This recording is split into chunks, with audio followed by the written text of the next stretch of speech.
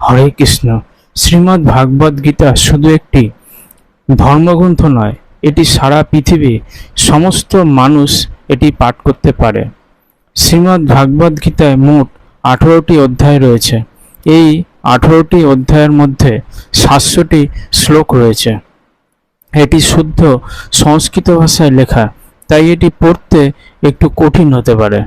বাংলায় এই বাণী, ভাগবত গীতার বাণীগুলি বললে আপনি খুব সহজেই বুঝতে পারবেন।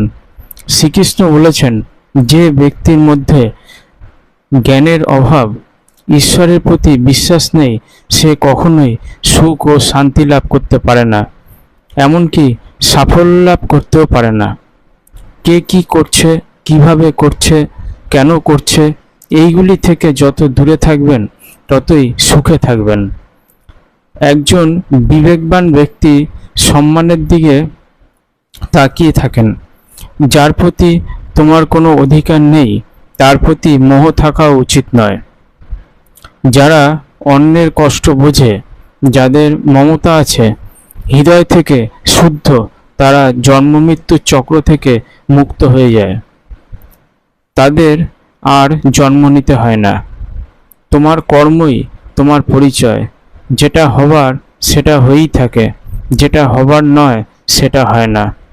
কর্ম এমন একটি ফসল যা যে কোনো পরিস্থিতিতে কাটতে হয়। তাই ভালো বীজ বপন করো, যাতে ফসলটা ভালো হয়। সদা সন্দেহকারী ব্যক্তির প্রসন্নতা পাওয়া না এই জীবনে সম্ভব, না অন্য জীবনে। তাই যারা অতিরিক্ত সন্দেহ করে, তাদের খুশি করা বন্ধ করো। রিপুদের মধ্যে ভয়ঙ্কর হলো ক্রোধ। এটি শারীরিক ও মানসিক দুটো দিকেই ক্ষতি করে। যদি শারীরিক ও মানসিক দিক থেকে সুস্থ থাকতে চাও, তবে এই ক্রোধ থেকে দূরে থাকতে হবে। মৌন থাকা বা চুপ করে থাকাটা অর্থ যে আপনার কথার মূল্য দেয় না, তার থেকে সবসময় দূরে থাকাই ভালো।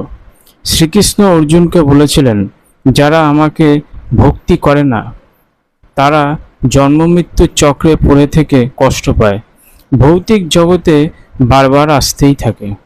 হে অর্জুন, যারা আমার একাগ্র চিত্তে ভক্তি করে, পূর্বেকার আমি তাদের দায়িত্ব পালন করে থাকি।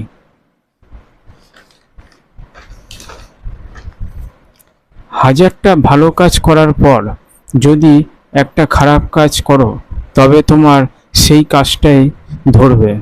তাই লোকে কি বলল সেদিকে তাকিও না, কর্ণপাতও করো না, নিজের কর্ম করে যাও। তুমি আজ যে কর্ম করছো, কাল তার ফল পাবে। আর এখন যে ফল পাচ্ছ, পূর্বের কর্মফল হিসাবেই ভাববে। ভগবান বলেন, তোমার অতীতকে তো আমি পরিবর্তন করতে পারবো না, তবে তুমি যদি চাও, তবে তোমার কর্মের দ্বারা তোমার ফল আমি অবশ্যই পরিবর্তন করতে পারবো। হে পার্থ, আমি কারোর ভাগ্য তৈরি করি না, সবাই তার নিজের ভাগ্য নিজেই তৈরি করে। ভালো কর্ম হলো যে কর্মের উদ্দেশ্য সর্বদাই ভালো।